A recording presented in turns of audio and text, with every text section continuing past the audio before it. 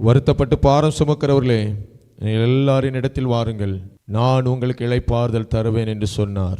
மனிதனுடைய வாழ்க்கை பாடுகள் நிறைந்தது, துக்கங்கள் நிறைந்தது, வேதனைகள் நிறைந்தது. அநேக நேரங்களில் மனிதன் தன்னால் சுமக்க முடியாத பாரங்களை யாரிடமாவது சொல்ல வேண்டும், என் பாரத்தை எங்காவது இறக்கி வைக்க வேண்டும் என்று சொல்லி பாரத்தை குறித்து இளைப்பாறுதலை தேடி அலைந்து கொண்டிருக்கிறான். மனித வாழ்க்கையில் வருகிற துக்கங்கள், பாடுகள், வேதனைகள் மனிதனால் சுமக்க முடியாது. பார சுமை, பாவத்தினால் வருகிற சுமை மனிதனால் சுமக்க முடியாது. அப்படி வருத்தத்தோடு பாரத்தோடு இருக்கிற ஜனங்களை பார்த்து ஆண்டவர் சொல்கிறார், வருத்தப்பட்டு பாரம் சுமக்கிறவர்களே, நீங்கள் எல்லாரிடத்தில் வாருங்கள், நான் உங்களுக்கு இளைப்பாறுதல் தருவேன். உங்கள் வாழ்க்கையில் இருக்கிற பாவத்திலிருந்து நான் உங்களை விடுதலை ஆக்கி நான் உங்களுக்கு இளைப்பாறுதல் தருவேன் என்று இயேசு கிறிஸ்து சொல்லுகிறார்.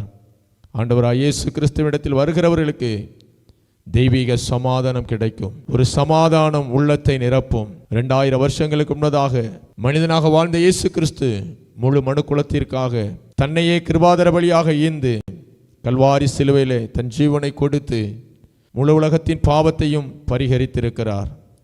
இயேசு கிறிஸ்துவின் ரத்தம் சகல பாவங்களை நீக்கி நம்மை சுத்திகரிக்கும்.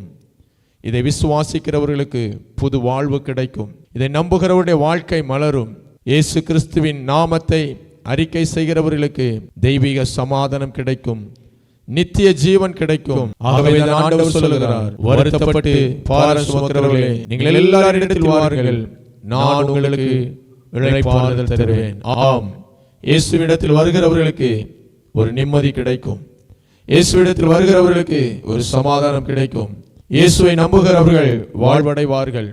இந்த உலகத்தில் மாத்திரமல்ல, இயேசுவை நம்புகிறவர்களுக்கு மறு உலகத்திலும் நித்திய ஜீவனை கர்த்தர் தந்து என்றென்றைக்கும் அவருடனே கூட இருக்கிற ஒரு பெரிய பாக்கியத்தை தந்திருக்கிறார்.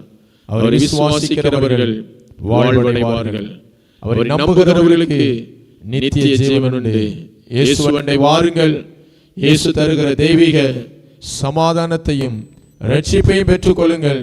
இவ்வுலகத்திலும் மறு உலகத்திலும் சந்தோஷமான வாழ்வை வாழ ஆண்டவர் தாமே உங்களை ஆசீர்வதிப்பாராக.